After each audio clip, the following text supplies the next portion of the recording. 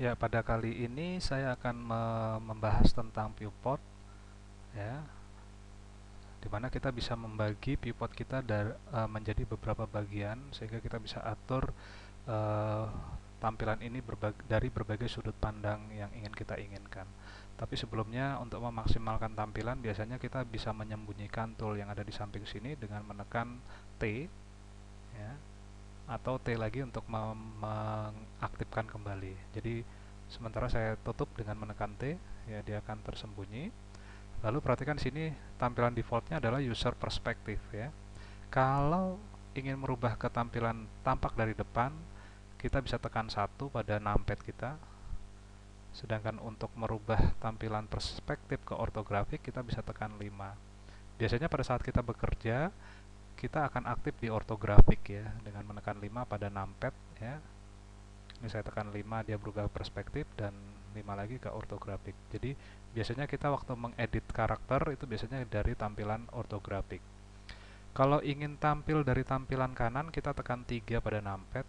Sini tampak merubah menjadi right ortho.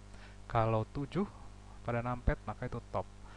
Saya ulangi, 1 itu berarti dari depan atau front, berarti belakang. Kalau mau tampak melihat objek dari tampak belakang, maka kita tekan Ctrl 1, ya. 3 itu adalah right ortho, maka dari left ortho atau kiri berarti kita tekan Ctrl 3. 7 itu berarti top ortho, maka Ctrl 7 adalah tampak bawah, seperti itu.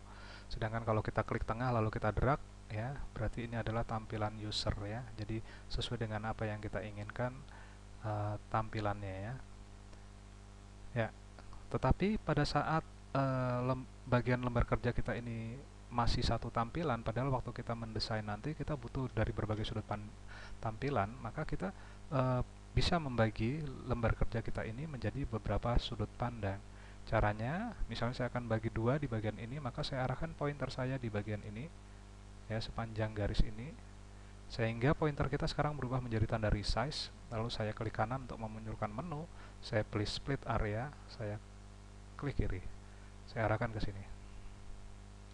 Saya akan bagi lagi ini menjadi dua, saya taruh di sini pointer saya klik kanan, saya split, klik kiri, lalu saya tentukan daerah pembagiannya, lalu saya klik kiri.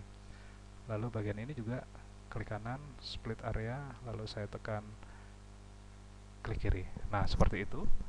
Nah, sekarang pointer mengambang pada sebuah jendela, ya, tidak perlu diklik, mengambang saja, ini berarti menunjukkan jendela ini aktif, gitu, ya. Saya akan buktikan, saya akan bawa pointer ke jendela ini, lalu saya tekan 1, sehingga ini akan berubah tampilan front. Lalu saya arahkan ke sini pointer saya tekan 3, berarti ini right, saya taruh di sini, saya tekan 7, ini top. Seperti itu. Sekarang kita sudah punya uh, tampilan dari berbagai sudut pandang. Jadi kalau kita nanti memanipulasi objek karakter, kita bisa melihat dari berbagai sudut pandang seperti ini, gitu. Misalnya yang ini akan saya lihat dari sudut pandang kamera dengan menekan 0, ya, seperti itu. Nah, apabila dibutuhkan tampilan dari 4 ini, kita sudah terlanjur membagi menjadi 4, tapi saya ingin yang tampilan depan saja yang full screen. Maka saya arahkan aja pointer ke bagian front ini, lalu saya tekan kontrol tanda panah ke atas. Kontrol dikombinasikan dengan panah ke atas atau panah ke bawah, ya. Saya akan coba dengan kontrol, lalu saya tekan panah ke atas pada keyboard kita. Maka yang akan di full screen adalah front ortho. Untuk mengembalikan keadaan yang tadi, kita tekan lagi kontrol panah atas. Misalnya bagian kamera yang akan saya full screen, arahkan pointer ke sini, lalu saya kontrol panah atas. Kembalikan lagi dengan kontrol panah atas. Nah, seperti itu, ya, untuk mempercepat kerja kita dari pembagian 4 ke salah satu yang harus kita full screen. Berikutnya, kalau ingin digabung, maka caranya adalah misalnya yang sebelah sini akan saya gabung ke bagian kamera perspektif. Maka saya arahkan aja pointer itu ke tengah-tengah sini, ya, sampai berubah menjadi tanda resize. Lalu saya klik kanan, saya klik split area.